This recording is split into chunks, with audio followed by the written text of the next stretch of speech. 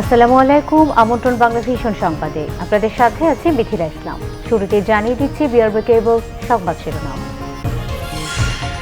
করোনায় বিশ্বে প্রাণহানি প্রায় 4,46,000, আক্রান্ত 82,57,000-এর ওপরে। একদিনে 2,006 জনের মৃত্যুতে মঙ্গলবার তালিকার শীর্ষে ছিল ভারত। করোনায় আক্রান্ত হলেও শারীরিক নানা সমস্যার কারণে মারা যাচ্ছে শিশুরা।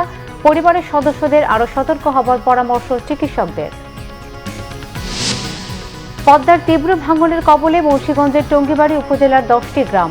নদীগর্ভে বিলীন হচ্ছে বসতভিটা, ফসলি জমিসহ নানান স্থাপনা। বর্ষায় পরিস্থিতির আরও অবনতির আশঙ্কা। দেখছিলেন বিআরবি কেবল সংবাদ শিরোনাম, এবারে বিস্তারিত। করোনা মহামারীতে বিশ্বে প্রাণহানি 4,46,000-এ ছোঁয়ার পথে। আক্রান্ত 82,57,000-এর উপরে, আর সুস্থ হয়ে বাড়ি ফিরেছেন 43,06,000-এরও বেশি মানুষ। এদিকে এই দিনে সর্বোচ্চ মৃত্যুর দুঃখজনক পরিস্থিতির মুখে পড়েছে ভারত। করোনায় প্রাত্যহিক মৃত্যুর তালিকায় মঙ্গলবার যুক্তরাষ্ট্র ও ব্রাজিলকে পেছনে ফেলে শীর্ষে চলে গেছে ভারত। এদিন কমপক্ষে 2,006 জন মারা যাওয়ায় ভারতে মোট মৃত্যুর সংখ্যা দাঁড়ায় 11,921 জনে। 24 ঘন্টায় আরও 11,135 জনের করোনা শনাক্ত হওয়ায় এই সংখ্যা বর্তমানে 3,54,000-এর বেশি। করোনায় আক্রান্ত ও মৃত্যুর তালিকায় গেল কয়েকদিনে শীর্ষে থাকা ব্রাজিলের মৃত্যুর হার কিছুটা কমেছে। আরও 1,338 জন মারা যাওয়ায় সেখানে মোট মৃত্যু 45,500-এর কাছাকাছি। একদিনে সর্বোচ্চ 37,278 জনের করোনা শনাক্ত হয়েছে ব্রাজিলে। এতে মোট শনাক্তের সংখ্যা বেড়ে দাঁড়ায় 9,28,000-এর বেশি। করোনায় প্রাত্যহিক মৃত্যুতে মঙ্গলবার তৃতীয় স্থানে ছিল যুক্তরাষ্ট্র। 849 জন মারা যাওয়ায় করোনায় মোট মৃত্যু 1,19,132 জনে পৌঁছায়। মোট আক্রান্ত 22,08,000-এর কাছাকাছি। এছাড়া নতুন করে মেক্সিকোতে 439, যুক্তরাজ্যে 233, রাশিয়ায় 193, ইরানে 115 ও পাকিস্তানে 110 জন মারা গেছে। টানা 17তম দিনের মতো করোনায় প্রাণহানি হয়নি স্পেনে। এদিকে নিউজিল্যান্ডের সীমান্তবর্তী এলাকাগুলোতে কোয়ারেন্টাইনের বিধিনিষেধ পালনে বাধ্য করতে সেনা মোতায়েন হয়েছে।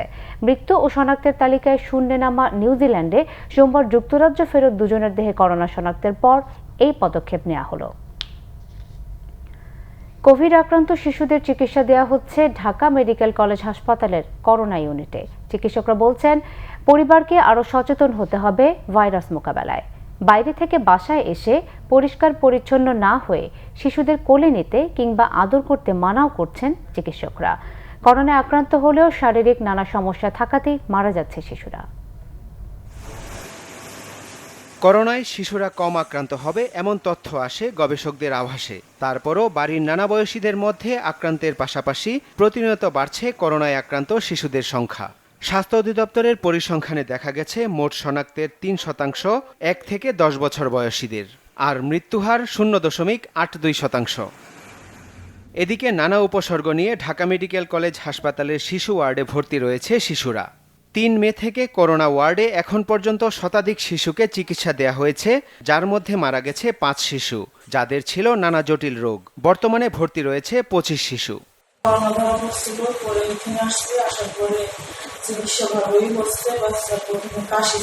অনেক শিশুরা কিন্তু ইনফেক্টেড হয়ে অ্যাফেক্টেড হয়ে আসছে। সেটা হয়তো বড়দের কাছ থেকে অ্যাফেক্টেড হতে পারে, অথবা কিছু শিশুর হচ্ছে ভিতরে অসুস্থতা, যেমন ধরেন মেলিগন্যান্সি, তারপরে কিডনির সমস্যা, heart disease, congenital heart disease, জন্মগত হার্টের ত্রুটি। তো এই সমস্যাগুলি নিয়ে অনেক বাচ্চারাই কিন্তু অ্যাফেক্টেড হয়ে আসছে। চিকিৎসকরা বলছেন, শিশুদের প্রতি অভিভাবকদের আরও যত্নশীল হতে হবে। সচেতনতার অভাব তো একটু আছে। নিজেরা যদি প্রোটেকশন না নিয়ে থাকে তখন কিন্তু বাচ্চাদের কাছে ট্রান্সমিশন হয়ে যায়। যখনই এক হসপিটাল থেকে আরেক হসপিটালে অ্যাডমিশন নিচ্ছে তখন কিন্তু ওখানে এক্সপোজ হয়ে যাচ্ছে। এভাবে কিন্তু বাচ্চাদের ছড়াচ্ছে। মুখে আদর করা থেকে বিরত থাকতে হবে। আর অনেক বাবা মা আছে, কর্মজীবী বাবা মা, যখনই আসে বাচ্চাটা দৌড়ায় কোলে উঠতে চায়। এই কোলে ওঠার আগেই বাবা মাকে কিন্তু সুরক্ষিত হয়ে থাকতে হবে। শিশুদের চিকিৎসা সেবার কোনো ঘাটতি নেই বলেও দাবি করছেন কর্তব্যরত চিকিৎসকরা। রিয়াদ তালুকদার, বাংলা ভিশন, ঢাকা। এদিকে দেশের বিভিন্ন জায়গায় উদ্বেগজনক হারে বাড়ছে করোনা আক্রান্তের সংখ্যা। গোপালগঞ্জে আক্রান্তের সংখ্যা 400 ছাড়িয়েছে। 24 ঘন্টায় নতুন 23 জন শনাক্ত হয়েছে। জেলায় মোট আক্রান্ত 402 জন, সুস্থ হয়েছেন 185 জন। রাঙামাটিতে নতুন শনাক্ত 16 জন, মোট আক্রান্ত 121 জন, সুস্থ হয়েছেন 50 জন। চুয়াডাঙ্গায় এক পুলিশ সদস্য সহ নতুন 3 জন করোনায় আক্রান্ত হয়েছেন। জেলায় মোট আক্রান্ত 147 জন, সুস্থ হয়েছেন 88 জন। শরীয়তপুরে এক ব্যাংক কর্মকর্তা সহ আরও 9 জনের করোনা শনাক্ত হয়েছে। এ নিয়ে জেলায় মোট আক্রান্ত 282 জন। কিশোরগঞ্জে নতুন আক্রান্ত 16 জন, শেরপুরে আক্রান্ত 9 জন। পদ্মার তীব্র ভাঙনের কবলে মুন্সিগঞ্জের টঙ্গিবাড়ি উপজেলার 3টি ইউনিয়নের 10টি গ্রাম। নদীগর্ভে বিলীন হচ্ছে ফসলি জমি ও বসতভিটা সহ বিভিন্ন স্থাপনা। অবৈধ ড্রেজিং বন্ধের পাশাপাশি স্থায়ী বাঁধ নির্মাণ করা না হলে বর্ষায় পরিস্থিতি আরও ভয়াবহ হওয়ার শঙ্কায় পদ্মাপাড়ের মানুষ। মুন্সিগঞ্জ থেকে সোনিয়া হাবিব লাবণীর রিপোর্ট। করোনা আতঙ্কের মধ্যে নদী ভাঙনের আরেক আতঙ্কে মুন্সিগঞ্জের টঙ্গিবাড়ির পদ্মাপাড়ের মানুষ। কঠিন পরিস্থিতি মোকাবেলা করছে খেটে খাওয়া মানুষেরা। নদী গিলছে মসজিদ সহ বিভিন্ন স্থাপনা। প্রতি বছরই ভাঙ্গে, তো আমরা বছরে বছরে ঘর চাপাই। আছে গাঙ্গা, আর কি করুম আমরা, আমাকে করার কিছুই নেই। ভাঙন ঠেকাতে নিজেদের টাকায় অস্থায়ী বাঁধ দেওয়ার চেষ্টা করছেন স্থানীয়রা। কোথাও বাঁধ নির্মাণের নামে চাঁদা তুলে নিজেদের পকেট ভরছে জনপ্রতিনিধিরা। এলাকাবাসীর অভিযোগ, একটি চক্র পদ্মা থেকে অবৈধভাবে বালু উত্তোলন অব্যাহত রাখায় ভাঙনের মুখে পড়েছে তারা। অথচ ভাঙন ঠেকাতে কোনো উদ্যোগ নেই প্রশাসনের, পাশে নেই জনপ্রতিনিধিরাও। বর্ষার কথা ভেবে আতঙ্ক বেড়েছে আরও। মাটি কাটটা মনে করেন ওই যে আনলে মনে করেন ফসলের জায়গা জুগা যায় না, যা আছে কাটটা কুটটা আনলেই মনে করেন ভাঙ্গে আরো সব খাইয়া শেষ হয়ে যায়। ওই গাং ওই সাইডে ছিল আগে, এখন ভাঙতে ভাঙতে এ পর্যন্ত শুধু একমাত্র 1,500 মাটি কাটার জন্যই ভাঙছে। বাদ দেওয়ার মতো কোনো প্রজেক্ট রাখে নাই। তারপরেও আমি আমার ব্যক্তিগত টাকা দিয়ে প্রায় 1000 গাছ কিনে এগুলোর কাজ আজকে থেকে আরম্ভ করেছি, যাতে জিওব্যাগগুলো ফেললে একটা নদীর মাঝখানে চলে না যায়। লোহজং উপজেলার ছনবাড়ি থেকে টঙ্গিবাড়ি উপজেলার দিঘিরপাড় পর্যন্ত বাঁধ নির্মাণের জন্য 470 কোটি টাকা বরাদ্দ হয়েছে। মন্ত্রী পরিষদে পাশ হয়ে আছে একনেকে অনুমোদনের অপেক্ষায়। আমরা যখন কোনো অ্যাকশন নিতে যাই, দেখা যায় যে গিয়ে আমরা স্পটে গিয়ে আমরা সেই যে অভিযুক্ত, যার বিরুদ্ধে অভিযোগ করা হয় তাকে আর পাওয়া যায় না। দেখা যায় হয়তো দু একজন লেবার সেও দৌড়ে পালায়। জনপ্রতিনিধি তো সে তো চেষ্টা করবে এটা প্রতিরোধ করার, যে বালুর যে চুরি হওয়া বা এই যে মাটি কাটা, এগুলোর বিরুদ্ধে সে তো একটা ভূমিকা পালন করবে এবং সে যে জড়িত থাকে আমরা তো অবশ্যই তার বিরুদ্ধে ব্যবস্থা নেব। নদী ভাঙে নিঃসহায় মানুষ, বাঁধ নির্মাণে সরকারের দিকে তাকিয়ে থাকে হতভাগ্যরা। Banglavision news desk. কুষ্টিয়া মোহিনী মিলের প্রায় 200 কোটি টাকার ভূ সম্পত্তির সিংহভাগই এখন দখলদারদের হাতে। সবশেষ শতবর্ষ আগে গড়ে ওঠা সুইপার কলোনির প্রায় 3 সহস্রাধিক সদস্যদের ব্যবহৃত জায়গা সহ শৌচাগারটি দখল করে নেওয়ার অভিযোগ উঠেছে কুষ্টিয়া জেলা শ্রমিক লীগ সভাপতি আমজাদ আলী খানের বিরুদ্ধে। মিল কর্তৃপক্ষ এই দখলবাজির বিরুদ্ধে একাধিকবার লিখিত অভিযোগ করেছে, তবে অভিযোগের সত্যতা অস্বীকার করেছেন আমজাদ আলী খান। কুষ্টিয়া থেকে হাসান আলীর পাঠানো রিপোর্ট। কুষ্টিয়া মোহিনী মিলের জন্মলগ্ন থেকে 3 পুরুষের এই আবাসের স্থল কর্মরত সুইপারদের জন্য তৈরি করে দিয়েছিল মিল কর্তৃপক্ষ। সেই থেকে এখানে তাদের বসবাস, কিন্তু বাসিন্দাদের চোখের সামনেই একের পর এক প্রভাবশালীদের দখলে চলে যাচ্ছে আশপাশের জায়গা জমি। শেষ পর্যন্ত তাদের শৌচাগারের জায়গাটিও দখলদারদের হাত থেকে রক্ষা পায়নি। থানায় যাবা, ওসির কাছে যাবা, ডিসির কাছে যাবা, তোমরা যার কাছে যাও কিচ্ছু করতে পারবে না, আমার কেউ কিছু করতে পারবে না। আমার তখন বলে স্যার এই কেমন ধরনের কথা বলছেন, কেউ কিছু, আমরা নিরীহ লোক, আমরা সুইপার, আমরা দিন কামাই দিন খাই, আমাদের কোনো বল শক্তি নেই কারো কাছে যাওয়ার। হ্যাঁ, আমাদের ভয় দেখায় আসছে গুন্ডা ফান্ডা, অমলিক হয়, অমলিকের ভয় দেখাচ্ছে। আমরাও তো অমলিকের পার্টি করি নাকি, আমরা হিন্দু মানুষ, আমরা কোনে যাব? তো আমাদের ওই অমলিক হয়, অমলিকের ভয় দেখাচ্ছে, জায়গা জমি দখল করতেছে। हम लोग के बाप दादा 14 पीढ़ी ये मोहनी मेल में रह के गए हैं, हगीनी मुतीनी आजादी से रही नहीं। तो अब ये अमजद अली आके दखल कर बोले तुम्हारे जगह नामी सब लिस्ट कैली नहीं, लिस्ट मैंने सब लिए लिसे हुई। সে আমাদের অনেক ভয়ভীতি দেখায়, আমাদের লোকদের মানে অনেক রকম কথা বলে, ঠিক আছে, আমাদের থ্রেট দেয়, আমাদের হুমকি দেয়। সে তো লিডার, তা সে একটা ক্ষতি করে দিতে পারবে আমাদের তো সেই ক্ষমতা নাই। নীতিই থাকে আমরা ভয়তে বলিনি। আমার একটা ছেলে মারতেও তো পারে, আমার ঘরের জানালাটাও খোলার জন্য, আমরা কোয়ার্টারের ঘরে থাকি, একটাই ঘর। মিল কর্তৃপক্ষ এই দখলবাজির বিরুদ্ধে একাধিকবার লিখিত অভিযোগ করেছে। তবে অভিযুক্ত শ্রমিক লীগ নেতা দাবি করেন মোহিনী মিলের সাথে সীমানা সংক্রান্ত দ্বন্দ্ব রয়েছে দীর্ঘদিনের। জানান দখলে নেয়া জমি তার বাবার কেনা সম্পত্তি। মিলের সাথে আমাদের একটা সীমানা বিরোধ আছে, সেইটা মাপামাপি অনেকবার হয়ে গেছে। এখন এইখানে কিছু স্থানীয় যারা একসময় সন্ত্রাস করেছে, যারা মাদকের ব্যবসা করেছে, তারা ওইখানে এটা করতে পারবে না বলে তারা এই কাজটা সৃষ্টি করেছে। অবিলম্বে দখলমুক্ত করে এই কলোনির ৩৫০০ সদস্য তাদের ব্যবহৃত শৌচাগারটি রক্ষার দাবি জানিয়েছেন। Bangla vision news desk. অবৈধ ইটভাটা, শতাধিক তামাক চুল্লি, নদী দখল ও পাহাড় কাটা সহ নানা কারণে ধ্বংস হচ্ছে খাগড়াছড়ির জীববৈচিত্র্য ও পরিবেশ। বছরের পর বছর পরিবেশ আইনের দুর্বলতার সুযোগ নিয়ে এই ধ্বংসলীলা চালাচ্ছে প্রভাবশালীরা, কিন্তু তাদের বিরুদ্ধে আইন অনুযায়ী ব্যবস্থা নেওয়া হচ্ছে না বলে অভিযোগ নাগরিক সমাজের। খাগড়াছড়ির প্রতিনিধি HM প্রফুল্লর রিপোর্ট। খাগড়াছড়িতে চলছে ৪০টির বেশি অবৈধ ইটভাটা ও শতাধিক তামাক চুল্লি। এর ওপর নদী দখল ও পাহাড় কাটা সহ পরিবেশ ধ্বংসের মতো কার্যক্রম চলছে অবলীলায়। থেমে নেই বৃক্ষ নিধন ও মূল্যবান বনজ সম্পদ পাচারও। ফলে জেলার জীববৈচিত্র্য ও পরিবেশ এখন বিপর্যয়ের দ্বার প্রান্তে। স্থানীয় পর্যায়ে পরিবেশ অধিদপ্তরের কার্যক্রম না থাকার সুযোগ নিচ্ছে স্বার্থান্বেষী মহল। পাহাড় কাটা এটা একটা বড় সমস্যা এখানে।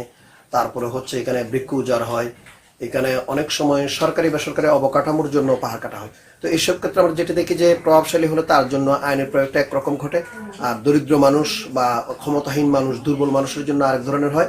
তো এর ফলে হয় কি, মানুষের আইনের প্রতি এক ধরনের অনাস্থা তৈরি হয়। এই অনাস্থাটুকু কাটিয়ে উঠতে হলে স্থানীয় প্রশাসনকে আইনের গতিতে চলতে দিতে হবে। ওয়াটার সোর্স গুলো কমে যাচ্ছে, এবং বিভিন্ন ফলদ বাগান হচ্ছে, রাবার বাগান হচ্ছে, এবং অন্যান্য বাগান করাতে ওয়াটার সোর্স গুলো কমে যাচ্ছে। যারা কমিউনিটিরা ওয়াটার সমস্যায় পড়তে পারে আমরা মনে করি। এই অঞ্চলের যে প্রাকৃতিক যে সম্পদ, এই প্রাকৃতিক সম্পদ যেন টিকিয়ে থাকে। এবং আপনারা জানেন যে এই অঞ্চলের পর্যটন বিকাশ হওয়ার ফলে কিছু পর্যটক আসে, এবং পর্যটক আসার কারণে প্রতিনিয়ত এই জীববৈচিত্র্য নষ্ট হচ্ছে। বনজ সম্পদ সুরক্ষায় সংকটের কথা বলছেন বন সংরক্ষক। ইটভাটার মধ্যে বিভিন্নভাবে বিক্ষিপ্তভাবে বিভিন্ন সময়ে অবৈধভাবে বিভিন্ন জ্বালানি কাঠ পাওয়া যায়, দেখা যায়। এছাড়া তামাক যে প্রক্রিয়াজাতকরণের মধ্যে যে অনেক গাছপালা করানো হয়, এটাও আমাদের নজরে এসেছে। আমরা আগামীতে এটার বিরুদ্ধে এই টাস্কফোর্সের মাধ্যমে আমরা এটাকে প্রতিহত করার চেষ্টা করব, এবং এটা এই আইনানুগ ব্যবস্থা নেব। খাগড়াছড়িতে 2019-20 অর্থ বছরে বন আইনে মামলা হয়েছে 27টি। জেলার জীববৈচিত্র্য ও পরিবেশ রক্ষায় প্রশাসনের কার্যকর পদক্ষেপ চান পাহাড়ি এ জনপদের মানুষ। Bangla vision news desk. এবারে আমিন জুয়েলার্স আন্তর্জাতিক সংবাদ।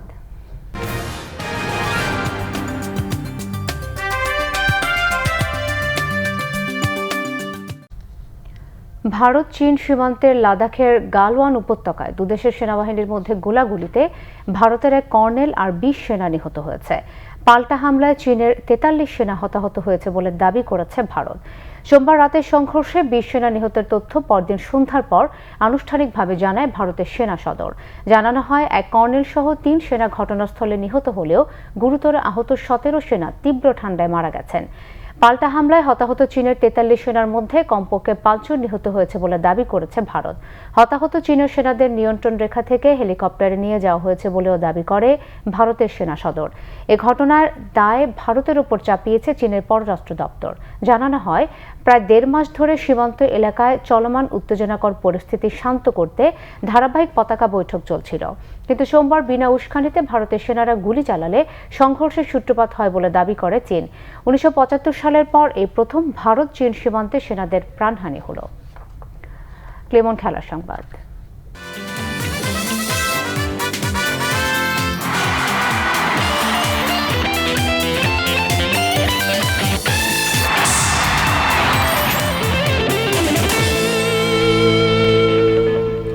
বাংলাদেশ ফুটবল ফেডারেশনের আসন্ন নির্বাচনে বিভিন্ন অনিয়মের অভিযোগ খতিয়ে দেখবে ফিফা।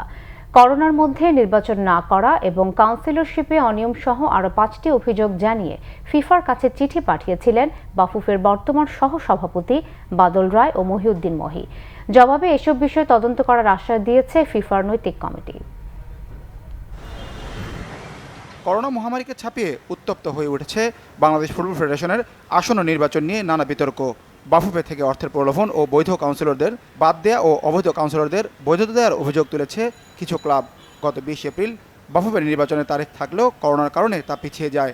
করোনা পরিস্থিতিতে নির্বাচন কবে হবে তার কোনো নিশ্চয়তা নেই, অথচ নির্বাচনে ভোটার হবেন কারা তা নিয়ে বেশ তৎপর ফেডারেশন। এসব সহ বাফুফের বিরুদ্ধে বেশ কিছু অনিয়ম ও দুর্নীতির অভিযোগ তুলে বর্তমান 2 সহসভাপতি বাদল রায় ও মহিউদ্দিন মহি চিঠি পাঠান ফিফায়। একটা সাজানো নাটকের মধ্য দিয়ে সাজানো এবং প্রহসনের নির্বাচন করার জন্য তাদের বর্তমান কর্মকাণ্ডের দেখে তাই প্রমাণ হয়। বাফুফের এই ডেলিগেশন ফর্ম জমা নেওয়া কিংবা যাদেরকে ডেলিগেশন করা হচ্ছে অনৈতিকভাবে, নীতি নৈতিকতার বাইরে থেকে, তাদের ব্যাপারে আমি বিভিন্ন সময়ে মাননীয় সভাপতির কাছে মৌখিকভাবে জানিয়েছি, কিন্তু কোনো সুবিচার না পেয়ে পরবর্তীতে আমি ফিফা এফসির কাছে আমি কমপ্লেন জানিয়েছি। বিষয়টি গুরুত্বের সাথে নিয়েছে ফিফা। জবাবে এসব বিষয়ে তদন্ত করার আশ্বাস দিয়েছে ফিফার নৈতিক কমিটি। প্রয়োজনে 2 সহসভাপতির সঙ্গে যোগাযোগ করা হবে বলেও পাল্টা চিঠিতে জানিয়েছে তারা আমাদের অভিযোগটা আমলে নিয়েছেন, তারা যাচাই বাছাই করবেন, প্রয়োজন বোধ করলে তারা সংশ্লিষ্ট ইথিক্স কমিটি বলুন কিংবা সংশ্লিষ্ট ফেডারেশনের মাধ্যমে এই বিষয়টি সুরাহা করবেন বলে তাদের এই রিপ্লাই এসেছে, সেই রিপ্লাইয়ের মধ্যে আমি দেখেছি। পরিস্থিতি কোন দিকে যায় তা সময় বলে দেবে। এর আগে নির্বাচিত কমিটি ভেঙে দেওয়ার ঘটনায় 2002 সালে বাংলাদেশ ফুটবল ফেডারেশনকে নিষিদ্ধ করেছিল ফিফা। মানিক মাহমুদ, বাংলা ভিশন, ঢাকা। এই ছিল এখনকার মতো। পরের সংবাদ সকাল 11টায় দেখার আমন্ত্রণ রইল। এছাড়াও বাংলা ভিশন সংবাদ ও সংবাদ সংশ্লিষ্ট অনুষ্ঠান দেখতে লগ ইন করুন facebook.com/বাংলাভিশনে এবং সাবস্ক্রাইব করুন youtube.com/বাংলাভিশন নিউজ। এতক্ষণ সাথে থাকায় ধন্যবাদ সবাইকে।